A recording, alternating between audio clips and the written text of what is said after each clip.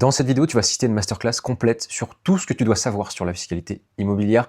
On va pas seulement voir des bribes d'informations, pas des généralités, on va tout voir de A à Z parce que choisir la mauvaise structure fiscale dès le départ, ça peut littéralement diviser ton rendement et ta rentabilité par deux. Tu peux te retrouver à donner 40, 50, parfois 60% ou plus de tes loyers au fisc pour rien, juste parce que tu n'as pas fait des bons calculs et des bons choix dès le départ. À la fin de cette vidéo, tu sauras exactement quelle structure choisir selon ta situation, ton projet, tes objectifs, comment fonctionne l'amortissement, quelles charges est-ce que tu peux déduire, comment se passe la revente d'un bien et tous les pièges à éviter. Cette vidéo va être un peu plus longue que d'habitude, mais exhaustive, en tout cas elle se veut exhaustive. Mais si tu veux vraiment investir de manière sérieuse en immobilier, tu dois maîtriser absolument ce sujet. C'est non négociable. Avant de rentrer dans le détail, tu dois comprendre qu'il existe 4 grandes familles, on va dire 4 grandes structures fiscales pour investir en immobilier. 4 façons finalement de te positionner vis-à-vis du fisc et elles ne se valent pas du tout les unes par rapport aux autres. La première structure, c'est la location nue en nom propre. C'est vraiment le statut par défaut. Tu vas acheter un bien, tu vas le louer vite, c'est-à-dire sans meubles, et tes loyers seront imposés comme tes revenus du travail le sont. Donc si par exemple tu es dans la TMI, la tranche marginale d'imposition à 31% maintenant, tu vas payer 31% d'impôts, je vais arrondir à 30 pour le reste de la vidéo, mais tu vas payer 30% d'impôts sur tes loyers, plus 17,2% de prélèvements sociaux, total quasiment 50%. Si tu es dans la tranche à 41%, bah, tu vas tabler facilement les 60% d'imposition totale. Donc sur 1000 € de loyer par exemple, il peut te rester 400 ou 500 € dans la poche, le reste part pour les impôts. Et le pire, c'est qu'en location nue, tu n'as aucun mécanisme d'amortissement, on verra ça plus tard dans la vidéo. Tu payes plein pot sur l'intégralité de ton loyer, et c'est à mon sens le pire choix fiscal qui existe. C'est à éviter absolument, sauf dans quelques cas particuliers et très rares, mais qui ne concernent vraiment que trop peu de monde pour s'y intéresser. La deuxième structure, c'est le LMNP, le loueur meublé non professionnel. Tu vas acheter un bien en nom propre également, mais cette fois, tu vas le louer en meublé. Donc tu as toute une liste de meubles réglementée par l'État pour dire qu'un logement est considéré comme meublé. C'est une liste très sommaire, bien entendu, je t'invite à faire beaucoup plus que ce que cette liste recommande, que tu peux trouver sur le site de l'État. Et là, le LMNP, ça change tout. L'avantage principal, c'est que tu peux amortir ton bien chaque année. Donc je vais m'expliquer. Amortir, ça veut dire que tu vas déduire comptablement une partie de la valeur du bien, des meubles et des travaux que tu auras effectués dedans, d'où l'importance également de faire des travaux. Donc, en amortissant tout ça, ton résultat fiscal, il peut être proche de zéro, voire négatif, c'est même ce qu'on va rechercher. Et donc, vu qu'il est négatif, tu ne vas pas payer d'impôts. Et tu vas même pouvoir reporter cette négativité sur les prochaines années. Il faut savoir qu'en LMNP, il y a 2 régimes, il y a le régime micro et le régime réel. Le régime micro, c'est un abattement forfaitaire de 50%, et dans 99% des cas, c'est pas intéressant, donc oublie-le, mais voilà, sache juste qu'il existe, en tout cas, c'est le modèle par défaut, celui qu'on t'attribue par défaut, donc il faut bien penser à faire la demande à passer au second régime, qui est le régime réel, et c'est là que tu peux déduire toutes les charges et amortir ton bien. C'est ça vraiment qu'il faut choisir. Parce qu'avec le régime réel, tu peux encaisser des loyers pendant 7 à 15 ans en moyenne sans payer un seul euro d'impôt. Et c'est pour ça que tu entends partout, c'est pour ça que tout le monde te dit de faire du LMNP pour débuter. C'est simple, c'est efficace et fiscalement, c'est très puissant. Troisième structure, c'est la SCI à l'IR, donc à savoir l'impôt sur le revenu. Tu vas créer une SCI qu'on appelle une société civile immobilière, donc une société qui a pour but de détenir l'immobilier, ou en tout cas de faire des transactions immobilières, de faire du locatif. Mais là, tu vas choisir l'impôt sur le revenu. C'est ce qu'on appelle la transparence fiscale. Les loyers remontent jusqu'à ton imposition personnelle. C'est exactement finalement comme si tu achetais en nom propre, en location nue. L'avantage, et à mon sens le seul avantage de la SCI à l'IR, c'est que ça te permet de te structurer, d'investir à plusieurs plus facilement et de faciliter aussi la transmission patrimoniale. L'inconvénient, c'est qu'à l'IR, à l'impôt sur le revenu, tu n'as pas d'avantage fiscal direct, tu payes autant d'impôts qu'en nom propre, et tu ne peux pas faire de location meublée de manière significative, c'est-à-dire qu'elle est tolérée à hauteur de 10% de tes revenus. Au-delà, ça va passer directement en SCI à l'IS, c'est le dernier module qu'on va voir juste après. Donc à mon sens, vraiment, la SCI à l'IR, c'est uniquement si tu veux te structurer pour investir à plusieurs ou préparer une transmission, mais fiscalement, c'est clairement pas le plus optimal, et on va voir ça après. La quatrième et la dernière structure, c'est la SCI à l'IS, à l'impôt sur les sociétés. C'est la société qui va payer son propre impôt et toi, tu vas te verser des dividendes quand tu veux ou bien laisser l'argent dans la société, soit pour le réinvestir, soit pour le remonter vers une holding qui sera la société mère qui va détenir toutes les SCI qui sont des sociétés filles, mais ça, c'est beaucoup plus complexe et pas tout à fait le sujet de la vidéo. Donc, comment fonctionne l'imposition en SCI à l'IS? Tu vas payer 15% d'impôt jusqu'à 42 500 € de bénéfices, puis 25% d'impôt au-delà. Donc si par exemple tu as 50 000 € de bénéfices sur ta société, tu vas payer 15% jusqu'à 42 500 €, et ensuite la différence entre les 50 000 et les 42 500, soit 7 500 €, c'est là-dessus que tu vas payer 25% d'impôt, pas sur la totalité comme certaines personnes le pensent. Mais attention à une chose, c'est 15% sur le bénéfice, pas sur les loyers. Le bénéfice, pour te rappeler, c'est ce qui te reste en finalité, c'est les loyers moins le crédit, moins les charges, moins les différents frais de société, moins la comptabilité, moins l'amortissement, moins tout ça. En réalité, ton bénéfice est souvent nul voire négatif les premières années. Donc tu ne payes absolument rien, comme en LMNP, tu peux amortir le bien, les travaux, le mobilier, tu déduis toutes les charges et fiscalement, c'est un outil très puissant. L'autre avantage énorme, et à mon sens l'avantage principal de la SCI à l'impôt sur les sociétés, à l'IS, c'est que tu peux scaler. Tu peux dépasser ton taux d'endettement personnel parce que la banque prend en compte les revenus de la SCI et la caution que vous allez prendre sur la SCI. Tu peux, par ce biais, te multibancariser en créant plusieurs SCI dans différentes banques. Tu peux investir à plusieurs plus facilement, faire différentes associations. C'est bien sûr plus complexe à gérer, tu as des assemblées générales, tu as des comptes à déposer, une comptabilité à tenir, mais c'est ce qui te permet de passer de 1 à 5, 10, 20 biens sans te faire bloquer par les banques. Ensuite, j'aimerais qu'on entre un peu plus en détail dans ce que c'est l'amortissement, concrètement, le mécanisme clé qui te permet de ne pas payer d'impôts. Si tu ne comprends pas comment fonctionne l'amortissement, tu ne vas pas comprendre la fiscalité immobilière dans son ensemble. Donc pour faire simple, l'État considère que ton bien va perdre de la valeur avec le temps, avec les années, comme s'il s'usait petit à petit. Même si en réalité on ne le perd pas, même si ta façade et ta toiture restent nickel, on part du principe que ton bien naturellement va se dégrader. Et ce principe même te permet de déduire cette dépréciation de tes revenus locatifs. Donc chaque année, tu vas déduire comptablement, fictivement, une partie de la valeur de ton bien, de tes meubles, de tes travaux. Et il faut savoir qu'il existe différentes durées d'amortissement selon ce que tu vas amortir. Le bien immobilier en lui-même va s'amortir sur 25 à 30 ans. En général, on prend 25 ans pour le gros œuvre et 30 ans pour certains autres éléments. Les meubles, eux, vont s'amortir sur en moyenne 5 à 7 ans. Donc c'est beaucoup plus court forcément, donc l'impact est plus fort les premières années. Les travaux, eux, vont s'amortir sur des durées variables selon la nature des travaux, selon si tu fais de la plomberie, de l'élec, du placo, du plancher, etc. Le gros œuvre, un peu comme pour l'immobilier en lui-même, c'est 25 à 30 ans.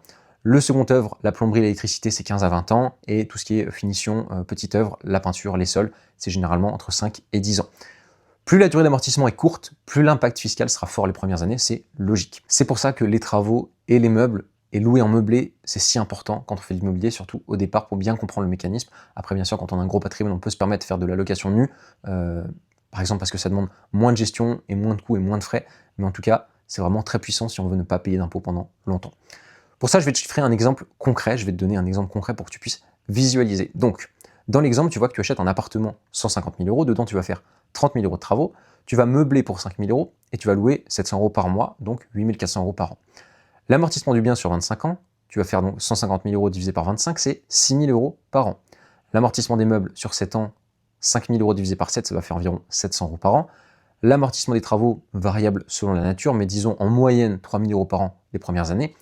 Total de l'amortissement, 9 700 euros par an. Tes loyers sont pour rappel à 8 400 euros par an, donc ton résultat fiscal, c'est 8 400 moins 9 700, donc tu arrives à un résultat négatif de 1 300 euros. Tu vas encaisser pourtant 8 400 euros de loyer, mais en face, vu que ton résultat comptable est négatif, tu vas payer 0 euros d'impôt. Et ce déficit va pouvoir se reporter sur les années suivantes, c'est-à-dire que ça peut durer 7 à 15 ans sans que tu payes d'impôt, voire plus si jamais tu refais des travaux, selon l'ampleur également de ton opération et la nature de tes travaux au fur et à mesure du temps. Maintenant, on va revenir en détail sur le LMNP, qui est le régime qu'on vend à toutes les sauces, dont on entend le plus parler. On va voir concrètement de quoi il s'agit et pourquoi c'est si intéressant, mais aussi quels sont les pièges à éviter. Donc en LMNP, on reprend, il y a deux régimes, il y a le régime micro et le régime réel. Donc le régime micro, on l'a vu, c'est pas le plus intéressant, tu as un abattement forfaitaire de 50% sur tes revenus locatifs, tu vas déclarer la moitié de tes loyers et c'est tout. Mais pourquoi c'est pas intéressant dans 99% des cas? Parce que tes charges réelles et tes amortissements, comme on vient de le voir, qui sont les outils les plus puissants, dépassent souvent largement les 50%. Et en régime réel, tu peux arriver à 0 euros d'impôt, là où en micro, tu ne pourras pas. Donc tu vas quand même payer des impôts sur les 50% restants. Le régime réel, c'est un peu plus complexe. Tu vas devoir tenir une comptabilité, passer par un comptable spécialisé. Ça va te coûter entre 200 et 500, 600 euros. Je ne conseille pas d'aller au-delà, ça sert strictement à rien. Si tu trouves un comptable qui te prend 1000 euros pour un bien en LMNP, honnêtement, fuis. Mais voilà, en tout cas, ça te permet de déduire toutes les charges et d'amortir ton bien. Et dans la quasi-totalité des cas, le réel sera plus avantageux. Donc voilà, choisis le réel, à moins que tu aies une situation vraiment très spécifique où tu gagnes très peu. Mais honnêtement, comme je te l'ai dit, dans quasiment 100% des cas, ça ne sera pas avantageux de choisir le régime micro. Maintenant, quelles sont les limites du LMNP? Parce que le LMNP, forcément, c'est pas le régime parfait, aucun régime n'est parfait, chaque régime a ses avantages et ses inconvénients, et c'est important de les connaître avant de se lancer. La première limite, c'est le plafond des recettes, qui est de 23 000 euros. C'est-à-dire que si tes revenus locatifs dépassent 23 000 euros par an, et également qu'ils dépassent tes revenus du travail, tu vas passer non plus en loueur meublé non professionnel, mais en loueur meublé professionnel, qu'on appelle LMP. Et là, pour le coup, les règles changent totalement, notamment sur l'imposition des plus-values à la revente et l'imposition même de manière générale. Beaucoup d'investisseurs sont tombés dans ce piège, ont perdu gros parce que les impôts en LMP sont vraiment important et c'est vraiment si on souhaite se professionnaliser, hein, c'est loueur meublé professionnel dans l'immobilier locatif. Deuxième limite, et à mon sens la plus importante, c'est le HTSF, le Haut Conseil de la stabilité financière. En nom propre, ton taux d'endettement est plafonné aux alentours des 33-35%, un peu plus si tu fais de la résidence principale. Et donc plus tu investis, et ce même si tu dégages du cash flow positif, le fameux cash flow positif qu'on entend partout, plus tu te rapproches de ce plafond de verre. Et à un moment donné, tu vas te retrouver bloqué, tu ne pourras plus emprunter. La troisième limite, et elle est assez récente pour le coup, c'est la réintégration des amortissements à la revente. Depuis un peu plus d'un an, en LMNP, quand tu revends un bien, tu vas devoir reprendre tous les amortissements que tu as déjà déduits pour les réintégrer dans le calcul de la plus-value. Donc tu vas payer une plus-value beaucoup plus élevée qu'avant. Avant ça, tu pouvais amortir pendant des années, payer, comme on l'a vu, 0 € d'impôt sur tes loyers, et à la revente, les amortissements n'étaient pas réintégrés. Et c'était l'avantage énorme du LMNP. Maintenant, tout ça, c'est terminé. Alors, ça ne veut pas dire que le LMNP n'est plus intéressant pour autant. Il l'est toujours, mais c'est un report d'imposition, c'est pas une exonération totale, donc c'est un peu moins intéressant qu'avant. Et ça, il faut l'anticiper, bien entendu. Enfin, quatrième et dernière limite, c'est l'instabilité du statut en lui-même. Le LMNP, ça fait des années qu'on parle de le réformer. Ça change à chaque loi de finances. Ce qui est vrai aujourd'hui ne sera peut-être pas l'année prochaine ni dans 5 ans. Et si tu construis une stratégie sur 20 ans, donc sur du long terme, le statut peut changer en cours de route. Ça peut mettre ta stratégie dans le rouge. Et à mon sens, c'est pas le bon modèle si tu souhaites vraiment faire de l'investissement immobilier long terme. Maintenant, pour qui est fait le LMNP c'est idéal si c'est ton premier investissement. C'est simple, tu n'as pas de société à créer, pas de comptabilité complexe, tu te fais la main, c'est idéal si ton objectif c'est d'avoir 1 ou 2 appartements pour compléter tes revenus, ta retraite, peu importe. Mais si ton objectif c'est de construire un gros patrimoine, un patrimoine conséquent, d'enchaîner les opérations, de passer de 0 à 1 million, voire plus de patrimoine, le LMNP va forcément te freiner à un moment donné. Et je dirais même que le LMNP, c'est une stratégie à faire à la fin, une fois que tu as construit tout ton patrimoine en société. Et là, tu vas pouvoir te faire plaisir en nom propre pour pouvoir te sortir directement du cash flow, des loyers nets dans ta poche, avec des stratégies beaucoup plus agressives comme de la location courte durée, de la colocation, etc. Maintenant, voyons les deux formes de société, la SCI à l'IR et la SCI à l'IS, un peu plus dans le détail. Donc, on va commencer par celle qui nous intéresse le moins, la SCI à l'IR. Donc, comme on l'a vu, elle est transparente fiscalement, les loyers vont remonter jusqu'à toi et seront imposés comme tes revenus personnels. Tu vas payer la même chose qu'en nom propre. L'intérêt, comme j'ai dit, c'est uniquement de se structurer, investir à plusieurs ou préparer ta transmission, mais fiscalement, c'est pas optimal. La SCI à l'IS, au contraire, c'est la société qui paye son propre impôt. Donc on l'a vu, 15% jusqu'à 42 500 € et 25% au-delà. Mais c'est sur le bénéfice, pas sur les loyers. Et comme en LMNP, avec l'amortissement, les charges, ton bénéfice sera souvent nul les premières années. Et la vraie différence, c'est surtout ce que tu peux faire avec l'argent. En SCI à l'IS, tu peux choisir de laisser tes bénéfices dans la société, soit pour investir, pour te constituer un matelas de sécurité, pour prévoir d'autres travaux de rénovation ou même peut-être un autre investissement, mais tu n'es pas obligé de te les verser. Ça te permet donc de te constituer une trésorerie, de préparer le prochain projet. Alors qu'en SCI à l'IR, les bénéfices te sont attribués d'office fiscalement, même si tu ne te les verses pas. Tu vas payer de l'impôt sur l'argent finalement que tu n'as pas touché ou que tu n'as pas décidé de toucher. Donc tu as bien compris qu'il y a une énorme différence entre les deux. On va voir quels sont les avantages concrets de la SCI à l'impôt sur les sociétés. Le premier avantage, c'est que tu peux dépasser le HTSF, tu peux dépasser le taux d'endettement des 35%. La SCI peut avoir son propre endettement, bien sûr, avec les cautions de chaque investisseur. Donc, on va prendre une caution, c'est-à-dire qu'on va prendre un endettement sur la tête de chaque personne, chaque associé dans la société, chez qui on pourra les piocher si jamais il y a un défaut de paiement. La banque, elle va prendre en compte également les revenus générés par la SCI, pas seulement les revenus personnels des associés. Tu peux continuer donc à emprunter, même si tu as dépassé ton taux d'endettement de 35% en nom propre. Le deuxième avantage, c'est la possibilité de se multibancariser. Tu vas pouvoir créer une SCI dans une banque, une autre SCI dans une autre banque, et ça te permet de dupliquer les projets sans être bloqué et sans avoir des croisements entre tes différents projets et tes différentes opérations immobilières. Le troisième avantage, c'est de pouvoir investir à plusieurs. C'est beaucoup plus simple de s'associer en SCI qu'en nom propre, parce que tu vas pouvoir définir les parts, toutes les règles, toutes les modalités de sortie de l'argent. C'est cadré juridiquement, c'est propre, c'est sécurisant, et surtout ça te permet de t'associer avec différentes personnes, dont certaines qui ont par exemple l'épargne nécessaire ou qui ne sont pas encore endettées, avec lesquelles tu vas pouvoir t'associer pour continuer tes opérations et structurer ton patrimoine. Quatrième avantage, tu peux récupérer ton apport. Si tu fais un apport en compte courant d'associé à la SCI, tu vas pouvoir le récupérer plus tard une fois que la SCI aura généré la trésorerie. Elle pourra te le rembourser et c'est considéré comme ce qu'on appelle une avance en compte courant d'associé. L'argent que tu vas récupérer est exonéré d'impôts, c'était ton argent à la base, et tu peux réutiliser cet apport dans un autre projet, dans une autre SCI, et tu peux même demander à ta société de te verser des intérêts avec ça, ce qui est très intéressant. Enfin, cinquième avantage, c'est la stabilité. La SCI à l'IS, elle n'a pas bougé depuis très longtemps, c'est beaucoup plus prévisible donc que le LMNP pour construire un patrimoine sur du long terme. Maintenant, comment se déroule un financement en SCI? Pour ça, tu n'as pas besoin de créer la société avant d'avoir trouvé le bien, ou même avant d'avoir obtenu une offre de prêt ou un accord de prêt de ta banque. D'abord, tu vas signer un compromis, une promesse de vente en nom propre avec une clause de substitution. Cette clause va te permettre de te substituer à une société à n'importe quel moment et tu bénéficies encore du délai de rétractation de 10 jours légal, ce dont tu ne bénéficies pas si tu signais directement avec ta société. Donc dans un premier temps, tu présentes ton projet à la banque. Si la banque accepte, et je te le souhaite, et bravo à toi, tu crées la SCI ensuite. Et c'est la SCI qui va emprunter et acheter le bien à ta place, et pas toi en nom propre. Ensuite, comment est-ce qu'on se rémunère en SCI à l'IS? Pour ça, tu as plusieurs façons. D'abord, tu as les dividendes, tu vas te verser une partie des bénéfices. C'est imposé pour ça à la flat tax à 30%, donc ce sera en plus des 15% et des 25% d'impôts d'IS que tu auras payé. Donc les 30%, encore une fois, ça se compose des 12,8% d'impôts sur le revenu et 17,2% de prélèvements sociaux qui ont un peu augmenté maintenant. Ou bien tu peux opter tout simplement pour le barème progressif si tu vois, après calcul, et ça c'est à toi de le faire, que c'est plus avantageux dans ta situation. Ensuite, on a le compte courant d'associé, bien sûr, tu vas pouvoir récupérer l'apport que tu as fait à la société, par exemple pour apporter les frais de notaire, apporter de l'argent pour les travaux. C'est pas imposé parce que là-bas, c'était ton argent en nom propre que tu as versé à la société, c'est pas l'argent que la société a généré. Ensuite, il y a la dernière option qui est de se verser un salaire si tu es gérant, même si à mon sens, c'est plus complexe et c'est souvent pas optimal pour une SCI patrimoniale, tu vas souvent passer plutôt par une SARL pour ça, mais ça sera encore le sujet d'une autre vidéo. L'idée, c'est de ne pas se rémunérer tout de suite. En tout cas, tu vas laisser l'argent dans la société, comme on l'a vu, pour réinvestir, pour te constituer de la trésorerie et pour préparer tes prochains projets. L'idée, c'est vraiment de te rémunérer uniquement quand tu en as besoin. On ne vise pas le cash flow à tout prix, on ne vise pas le fait de générer des compléments de revenus quand on est en SCI, c'est vraiment pour construire du patrimoine sur du long terme. Je ne cesserai jamais assez de le répéter. Maintenant, on va voir tout ce qui est charges déductibles, que ce soit en loueur meublé non professionnel ou en SCI à l'impôt sur les sociétés, qui sont donc, tu l'as compris, les deux modèles les plus intéressants. Tu peux déduire pour ça un grand nombre de charges de tes revenus locatifs. Tout ça, ça va venir s'ajouter à l'amortissement pour réduire ton résultat fiscal. Et je vais te donner la liste des principales charges déductibles.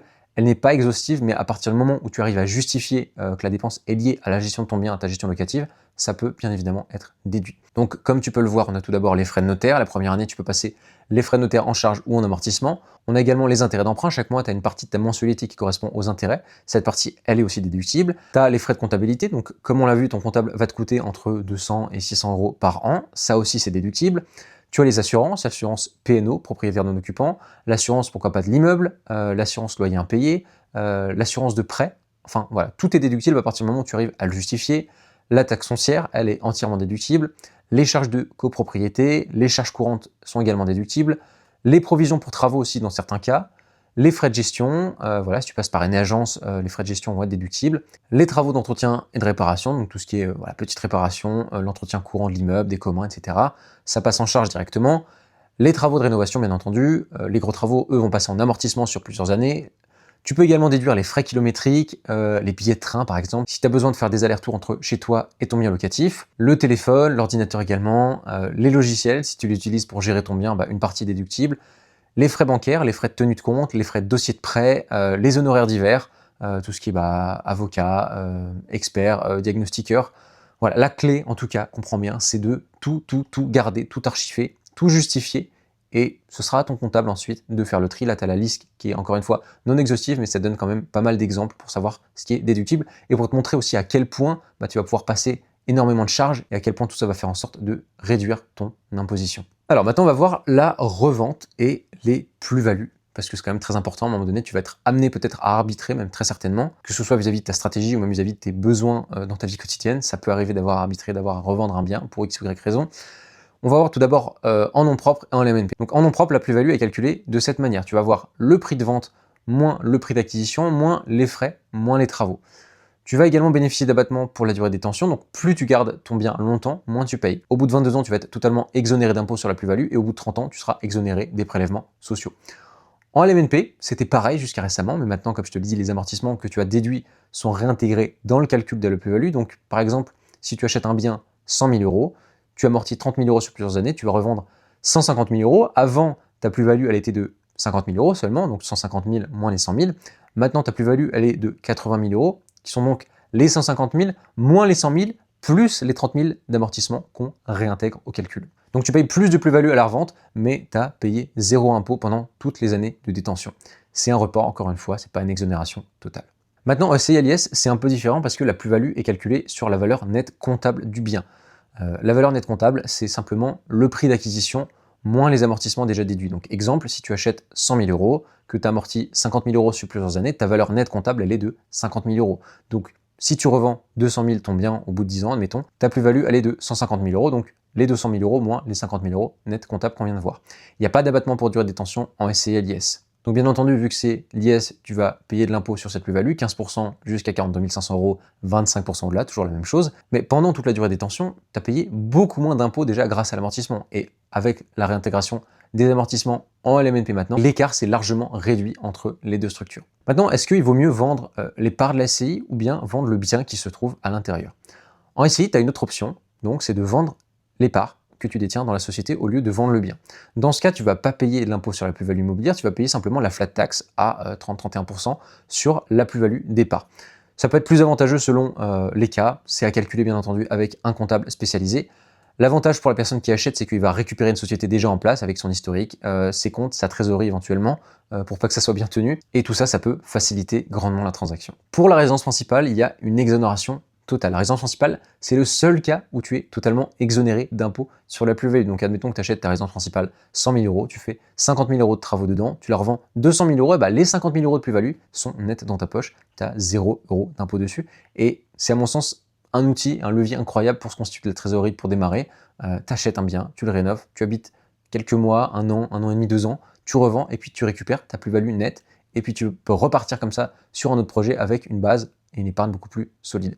C'est aussi pour ça que je dis dans toutes mes vidéos que la résidence principale, c'est pas un passif, c'est un actif clairement stratégique. Maintenant, parlons du petit piège que j'ai évoqué brièvement, qui est le passage en loueur meublé professionnel.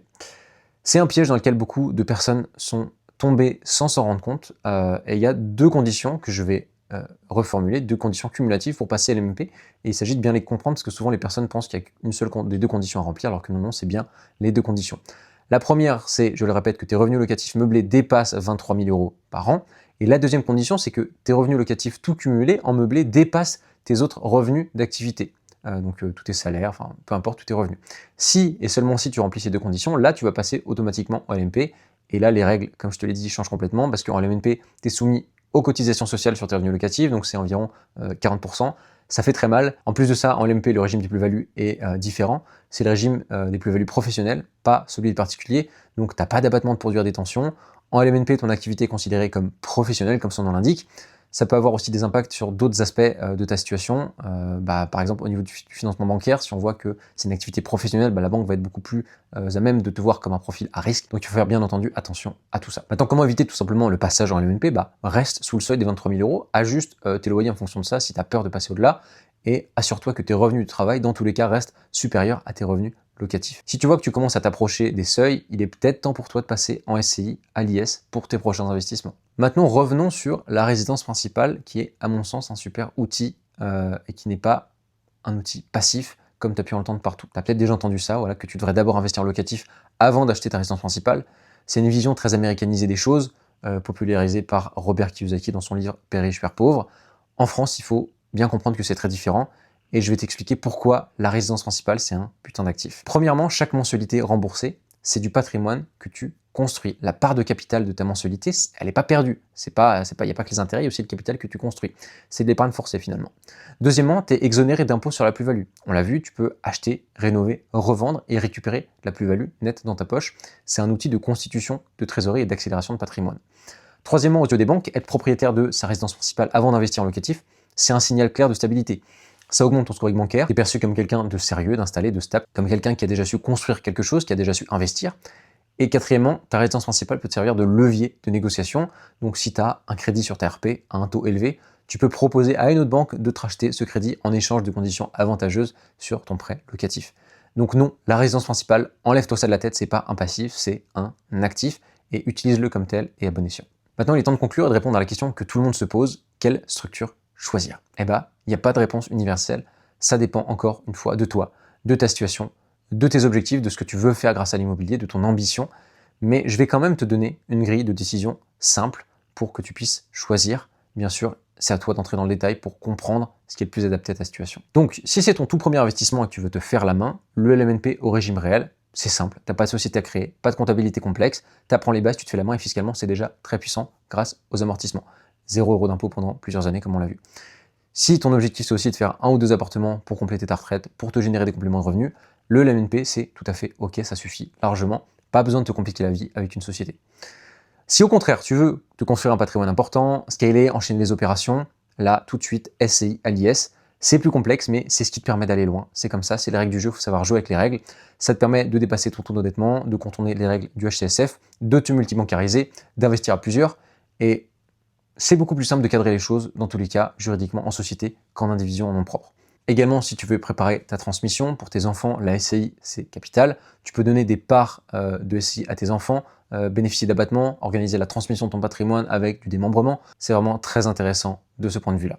Dans tous les cas, évite la location nue en nom propre. C'est, je le répète encore une fois, le pire scénario fiscal. Voilà, maintenant tu sais tout ce que tu dois savoir sur la fiscalité immobilière. Tu connais les 4 structures fiscales et leurs différences. Tu comprends comment fonctionne l'amortissement, tu sais quelles charges tu peux déduire, tu connais les règles de revente et de plus-value, tu sais quels sont les pièges à éviter et tu comprends que la fiscalité, c'est pas un détail. C'est ce qui peut faire vraiment la différence entre un investissement rentable et un investissement qui te saigne, littéralement. Donc prends le temps au départ de bien structurer ton projet, de bien te structurer fiscalement dans les moindres détails dès le départ. Si tu veux qu'on regarde ensemble quelle structure correspond à ta situation et à tes objectifs dans le détail, je t'invite tout simplement à m'envoyer un message sur mon WhatsApp, le lien est en description. On analysera ton projet ensemble, on déterminera ce qui est le plus adapté à ta situation et on verra comment on peut travailler ensemble. Tu peux également rejoindre le canal WhatsApp en description, j'y partage du contenu exclusif sur l'immobilier, des documents, des vocaux, des partages que tu n'auras pas forcément ici sur cette chaîne et qui pourront te permettre d'aller beaucoup plus loin et beaucoup plus vite dans tes projets immobiliers locatifs. Sur ce, merci d'avoir regardé la vidéo jusqu'au bout, j'espère que tu auras appris énormément. Je te souhaite de passer une très bonne journée, on se dit à la prochaine.